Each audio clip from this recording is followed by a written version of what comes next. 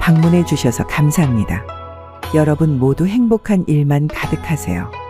구독과 좋아요는 큰 힘이 됩니다. 고금소총 야담전설, 오늘의 이야기 시작합니다.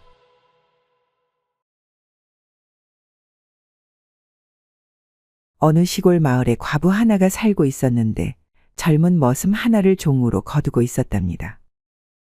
돌쇠란 녀석이었는데 나이가 20살 가량 된 장정이었죠.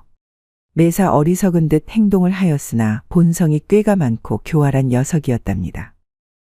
하루는 누에치는 계절이 돌아와 과부가 머슴을 데리고 뽕을 따러 가야 했답니다.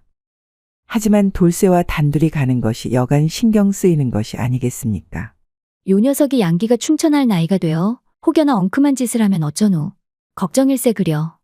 과부는 혹시라도 자신의 정조를 어지럽힐까 걱정되었던 나머지 돌쇠를 불러 은근슬쩍 질문을 던져보았답니다.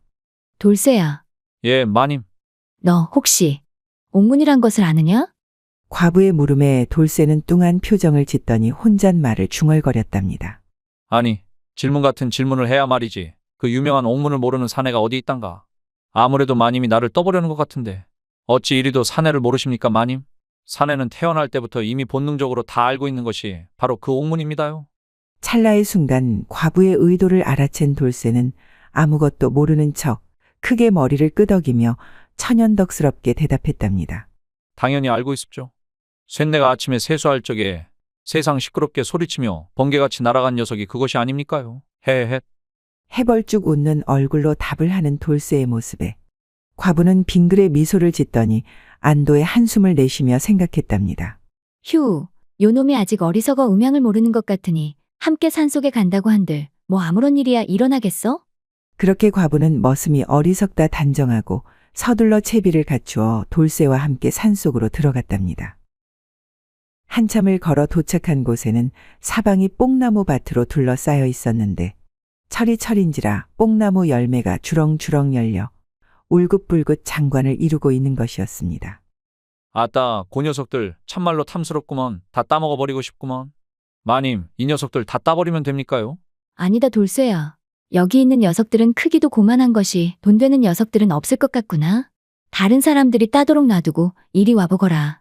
그러더니 손가락으로 어딘가를 가리키며 돌쇠를 재촉하는 것이었습니다. 돌쇠야, 너는 저 나무 위에 올라가 열매를 따오도록 하거라. 아씨, 그것이.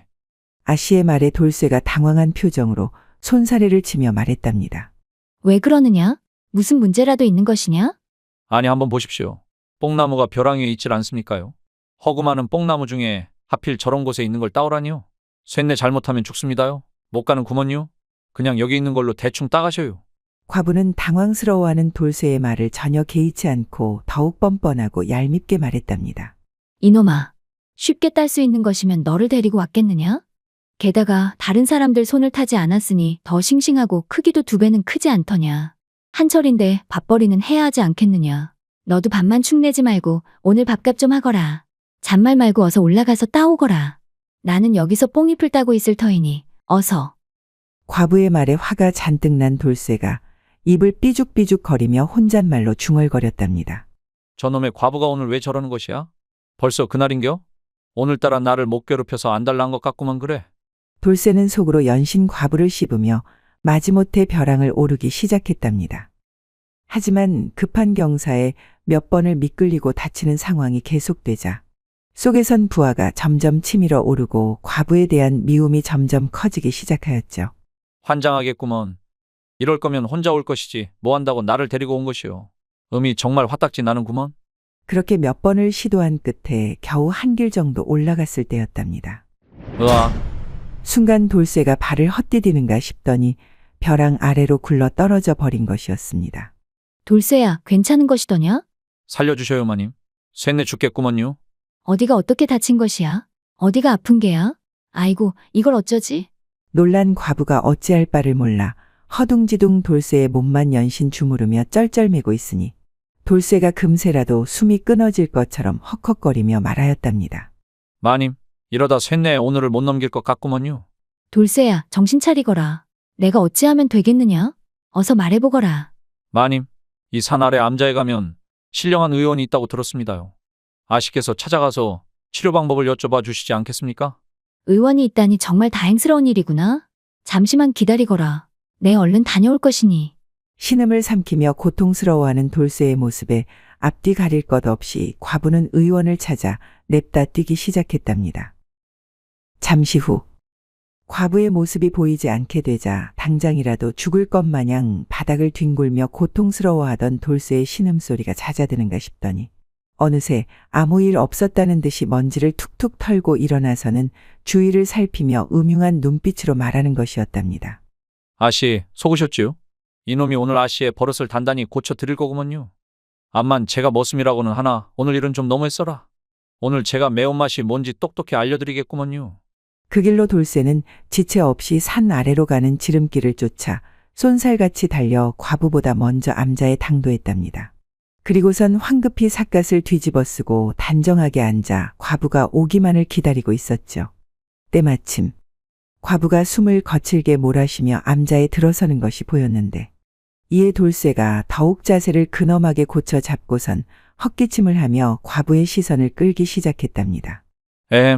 여기, 이에 의심도 하지 않고 과부가 의원을 향해 덥석 절을 올리더니 근심스러운 얼굴로 다급히 묻기 시작하는 것이었습니다. 우리 집 머슴이 뽕나무 열매를 따려다 벼랑에서 굴러떨어져 크게 다친 것 같사온데 이를 어찌하면 좋겠습니까? 의원은 기다렸다는 듯 과부의 질문에 답을 하였답니다. 벼랑에서 굴러 떨어졌다니. 큰일이요. 대개 그런 경우 남정네는 대부분 신근을 크게 다치는 일이 다반사지요. 신근은 남자의 몸 가운데서 가장 중요한 부분인데 만약 그곳을 심하게 다쳤다면 심할 경우 생명 또한 장담하지 못하지요. 사람의 목숨이 달린 일이니 내 응당 신통한 처방을 내릴까 합니다만. 왜 그러십니까, 의원나리? 무슨 문제라도 있는 것입니까? 그것이 말입니다. 부인.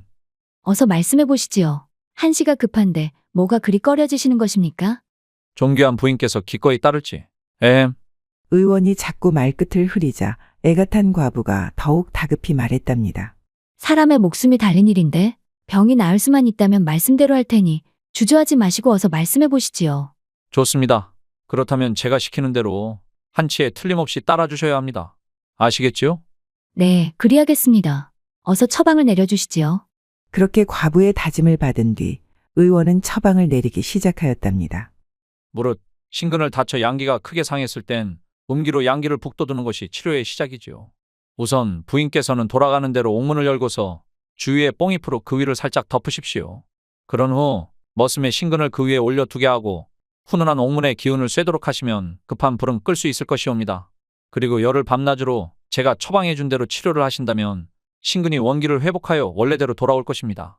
특히 증상이 개선되었다 섣불리 판단하고 치료를 멈춰선 안 됩니다. 일시적인 것이니 열흘 이상 꾸준히 같은 방법으로 치료하셔야 합니다. 아시겠지요? 사람 인생이 달린 일인데 어찌 망설이겠습니까? 의원나리께서 시키는 대로 하겠습니다. 의원의 기묘한 처방에 한치의 의심도 하지 않은 과부는 감사 인사도 하는 듯 마는 듯 헐레벌떡 다급히 산속으로 다시 돌아갔답니다. 잠시 후 감쪽같이 과부를 속인 돌쇠는 과부의 뒷모습이 보이지 않게 되자 다시 지름길을 쏜살같이 달려 뽕나무 밑에 이르렀답니다. 숨차는구먼. 늦지 않게 도착해서 다행이야 다행. 때마침 먼발치에서 다급히 뛰어오는 과부를 발견하고선 이내 땅바닥에 다시 엎어져 고통에 찬 신음 소리를 내기 시작했습니다. 알고 살려주시오. 사람 죽네 죽어. 내 소중히. 돌쇠의 고통스런 신음 소리에 더욱 마음이 급해진 과부가 그에게 다가가 의원의 처방을 말했답니다. 이에 돌쇠가 깜짝 놀라 정색하며 손사래를 치는 것이 아니겠습니까? 안 됩니다요 마님. 저야 죽으면 그만인데 어찌 차마 의원이 일러준 처방대로 하겠습니까요? 안 됩니다요 마님. 돌쇠야, 만일 내가 죽는다면 우리 집 여러 수고를 누가 맡아 해주겠느냐? 하물며 다만 그 기운만 잠시 쪼이면 된다지 않느냐? 걱정 말고 어서 서두르세나. 과부는 말이 끝나기도 무섭게 급히 뽕나무 사이 평평한 곳에 자리를 잡고 큰 대자로 누워서 의원이 말한 대로 뽕나무 잎을 따 그곳을 살포시 덮고선 돌쇠에게 다음 처방을 지시하였답니다. 어서 물건을 올려놓고 훈기를 쐬도록 하거라. 어서. 과부의 손짓에 돌쇠가 주춤주춤 다가와 아랫도리를 풀어 헤치더니 신근을 꺼내 옥문에 턱하고 올려놓았답니다. 그래, 그렇게 놓으면 되느니라. 잠시 후 이윽고 신근으로 몰려든 기운이 흘러넘치기 시작했는데 이를 주체하지 못한 돌쇠의 신근이 껄떡거리며 과부의 둔덕을 쳐대기 시작하니 이를 참지 못한 과부 또한 점점 몸이 근질거려 참을 수 없는 지경에 이르게 되었답니다. 순간 과부가 자기도 모르게 손바닥으로 돌쇠의 볼기짝을 세차게 때리기 시작하는 것이 아니겠습니까? 알고 마님 왜 이러십니까요? 아픕니다요. 나쁜 놈의 파리가 너의 볼기를 물어 그런 것이니 오해 말거라. 허이허이 저리 가거라. 아이고 저리 가래도. 그 순간 과부가 돌연 진저리를 치며 짜릿한 비명소리를 내는 것이 아니겠습니까? 돌쇠야. 마님. 볼기를 너무 격렬하게 후려쳤던 나머지 그만 돌쇠의 신근이 과부의 동굴에 얼굴을 살며시 들이밀고 만 것이었답니다. 마님. 죄송하구먼요. 괜찮다 이놈아. 이리도 굳센 걸 보니 이제 다 나은 게로구나. 신통한 의원이로다. 신통해. 그러게 말입니다. 이제 다 나은 것 같구먼요. 아씨. 의원님 덕에 님도 보고 뽕도 따고. 아니, 뽕도 따고 아씨도 따고. 뭐가 됐든 하여간에 일석이조가 따로 없구먼요. 안 그래요, 아씨? 설레발치지 말거라. 앞으로 열흘은 더 이리 치료를 해야 하니 게으름 피지 말고 성심성의껏 치료하자꾸나. 알겠습니다요, 마님. 그날 이후 과부와 돌쇠는 매일같이 뽕나무 열매를 따러 산에 올랐다고 하는데 떠도는 소문에 의하면 그의 뽕나무 열매란 열매는 씨가 다 말라 진상품을 올리지 못할 지경이었다고 합니다. 믿거나 말거나 머슴과 마님의 뽕밭 사랑 이야기 재미있게 보셨나요? 오늘 이야기는 여기까지입니다. 여러분 모두 행복한 하루 되시기 바랍니다. 다음 시간에 더 재미있는 이야기로 찾아오겠습니다. 구독과 좋아요, 알림 설정 부탁드립니다.